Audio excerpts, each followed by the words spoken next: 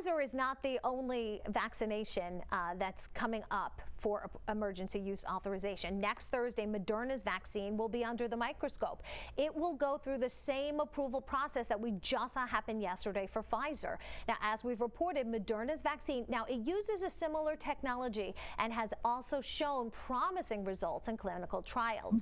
Just yesterday, we learned Moderna has started its trial of the COVID-19 vaccine in adolescents. The company says it now intends to enroll 3,000 American teens. The study is being conducted in collaboration with the Biomedical Advanced Research and Development Authority. They will evaluate the safety and efficacy of administering 2 vaccine doses 28 days apart to children 12 to 17 years old. Now, joining me this morning as part of our conversation is Dr. Maria Carney. Dr. Carney is the Chief of Geriatric and Palliative Medicine at Northwell. So can we talk about Moderna's vaccine? I know the one noticeable difference in this is how it is stored, so which would change the distribution on this. Right.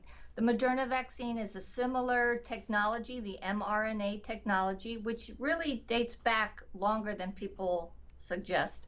And it has to be stored at -4 degrees Fahrenheit, not the -90 degrees Fahrenheit of the other. So it's easier to distribute. You don't need the ultra frozen refrigerators or freezers that the other product does. So it will be a wider distribution, I think.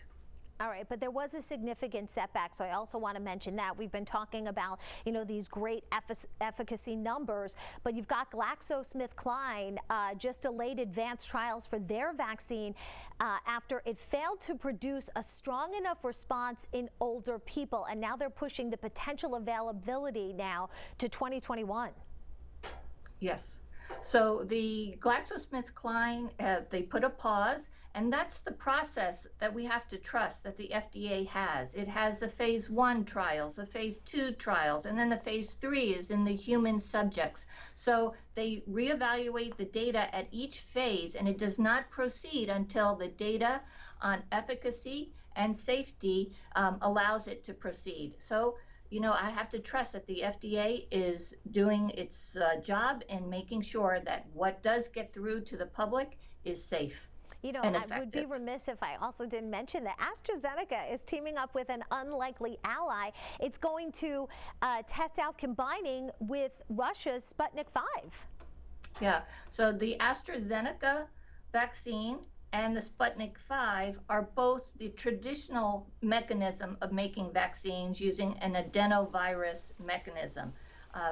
The AstraZeneca was effective, they're reporting 70% efficacy. So the thought is, from what I'm understanding, they will come together and try to raise the efficacy in somehow combining the products. We'll see what they mean. The details are yet to be reported.